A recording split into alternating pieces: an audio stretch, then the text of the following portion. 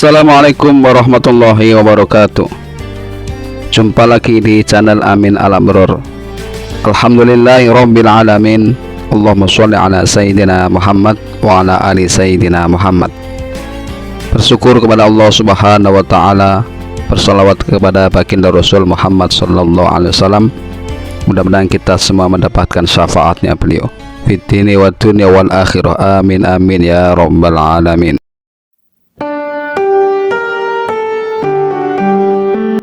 Kisah Nyai Ratu Ageng, ahli agama dan ahli strategi perang dari Sragen. Beliau adalah putri seorang Kiai Ageng Derpayuda, seorang kiai termuka dari Majang Jati Sragen. Kiai Ageng Derpayuda sendiri adalah putra dari Kiai Ageng Datuk Sulaiman, atau sering akrab disebut Kiai Sulaiman Begel. Kealimannya juga tak lepas dari darah yang mengalir dari silsilah keturunannya. Silsilahnya sampai pada Sultan Abdul Qahir I, Sultan Bima yang bertahta di Sumbawa pada tahun 1621 hingga tahun 1640. Nyai Ratu Ageng sebagai sosok perempuan tangguh, ia mendampingi suaminya Sultan Hamengkubuwono I dalam Perang Giyanti tahun 1746 hingga tahun 1755. Setelah perjanjian Giyanti, dia bersama sang suami membentuk Kesultanan Yogyakarta, melahirkan pewaris tahta sultan. Nyai Ratu Ageng bukan saja sebagai perempuan, istri raja yang lemah lembut. Dia adalah perempuan perkasa. Ini terlihat dari posisinya sebagai Panglima Pasukan Kawal Istimewa Perempuan Kerajaan, yang merupakan satu-satunya barisan pasukan militer Keraton Yogyakarta.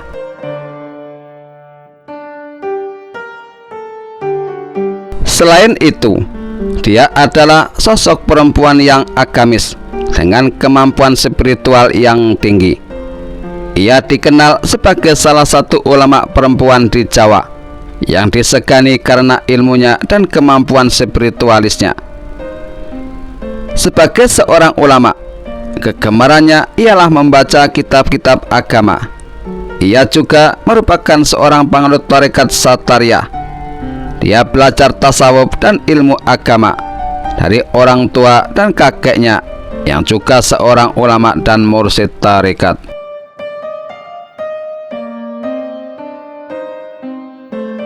Sikap zuhud Nyai Ratu Ageng terlihat dari keberaniannya meninggalkan hingar-bingar dunia istana ketika terjadi konflik dengan anaknya Sundoro kelak Hamengkubuwono II yang dianggap telah menyepelekan tatanan dan ajaran Islam. Ia kemudian memilih menyingkir dan tinggal di Tegalrejo, sebuah desa yang terletak di tenggara keraton. Karena itulah Nyai Ratu Ageng kemudian dikenal dengan sebutan Nyai Ageng Tegalrejo di Tegalrejo.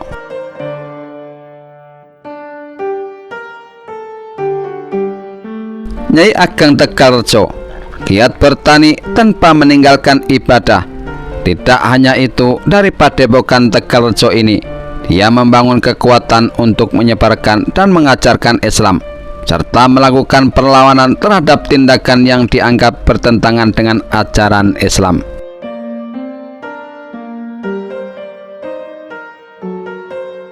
Meski dia seorang alim yang menguasai khazanah kitab kuning dan pengamal tarekat yang konsisten, namun sebagai keturunan bangsawan Jawa, kehidupannya juga tidak bisa dilepaskan dari filosofi dan tradisi Jawa.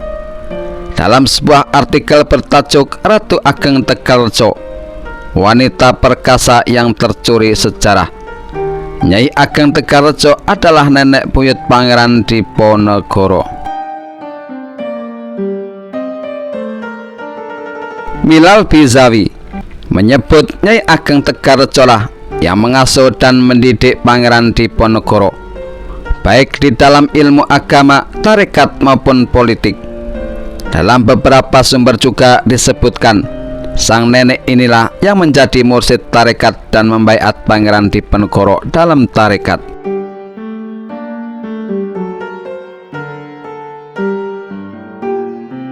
Selain sebagai guru agama dan tarekat, Nyai Ageng Tegarrejo ini juga seorang ahli strategi perang. Pengalaman sebagai panglima pasukan kawal kerajaan perempuan telah menempatkan dirinya dalam posisi yang vital dan strategis dalam perang Jawa. Nyai Ratu Ageng yang juga disebut Nyai Ageng Tegarrejo tidak saja menjadi penasihat spiritual dan guru agama bagi Diponegoro, tetapi sekaligus juga penasihat perang dan pengatur strategis yang menggerakkan kekuatan para kiai dan pesantren di Jawa dalam perang Jawa yang dipimpin oleh Pangeran Diponegoro.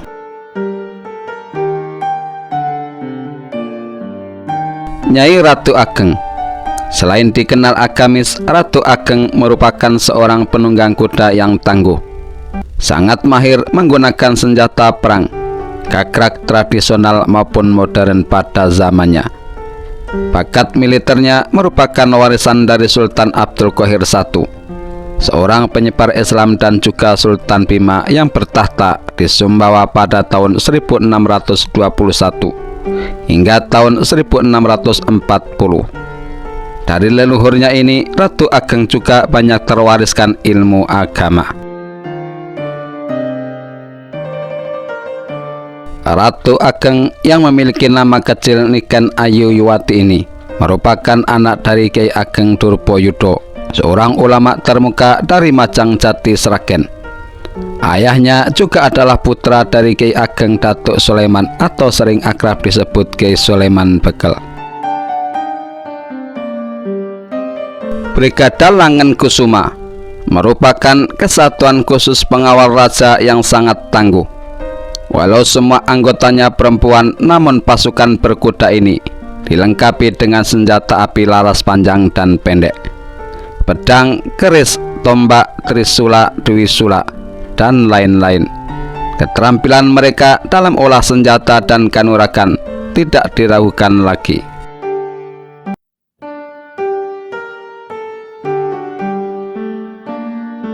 Ada sebuah kisah yang terjadi pada bulan Juli tahun 1809. Marsal Herman Willem Daendels berkunjung ke Keraton Ngayogyakarta di Ningrat. Dalam salah satu jamuan penyambutannya diperlihatkan atraksi dari Brigada Langen Kusuma. Dia terkagum-kagum melihat atraksi pasukan khusus perempuan ini. Selain menempa pasukan khusus perempuan dengan ilmu perang dan kanuragan, Ratu Ageng juga membekali mereka dengan ilmu agama. Hal ini membuat pakaian mereka terbilang sangat sopan dengan tetap mengedepankan kebebasan gerak untuk berperang. Ratu Ageng yang merupakan permaisuri raja memang sangat peduli dengan nilai-nilai keislaman. Karena itulah, selain menempa Pangeran Diponegoro dengan cara seorang ksatria, dia juga membekalinya dengan ilmu agama yang cukup dalam. Wallahu a'lam bishawab.